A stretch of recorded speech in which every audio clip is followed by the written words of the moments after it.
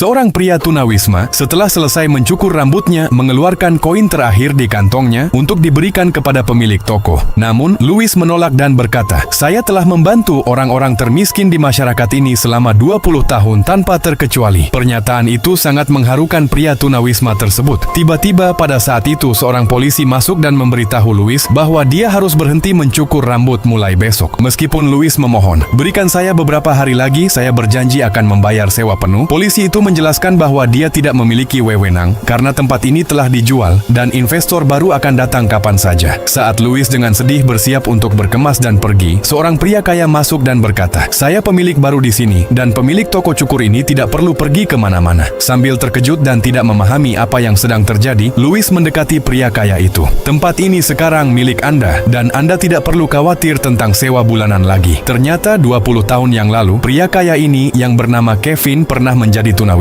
Setelah mengalami sebuah kejadian besar, Kevin kehilangan pekerjaannya dan rumahnya akibat kebakaran. Dia mencoba melamar pekerjaan di mana-mana, tetapi tidak ada perusahaan yang berani mempekerjakannya. Hanya satu perusahaan real estate yang bersedia mempekerjakan Kevin, namun direktur perusahaan itu memberinya $20 dan menetapkan syarat bahwa pada akhir hari, Kevin harus mendapatkan potongan rambut dan membeli pakaian baru. Kevin menganggap ini sulit karena $20 hanya cukup untuk potongan rambut, tetapi manajer itu berkata, seorang agen real estate yang baik harus bisa menemukan solusi bahkan dengan sumber daya yang paling sedikit. Kemudian Kevin pergi ke toko cukur Louis dengan rasa cemas. Setelah mendapatkan tampilan baru, dia memberikan $20 kepada pemilik toko cukur tersebut, tetapi yang mengejutkan, Louis menolak untuk menerima uang itu dan berkata, "Mungkin Anda lebih membutuhkan ini daripada saya." Tidak hanya itu, ketika mengetahui bahwa Kevin akan menjalani wawancara kerja, Louis juga memberinya pakaian dan kartu nama serta berkata, "Jika suatu hari Anda ingat, Anda bisa mengembalikannya kepada saya." Sejak hari itu, hidup Kevin mulai membaik. Dia mendapatkan pekerjaan yang stabil,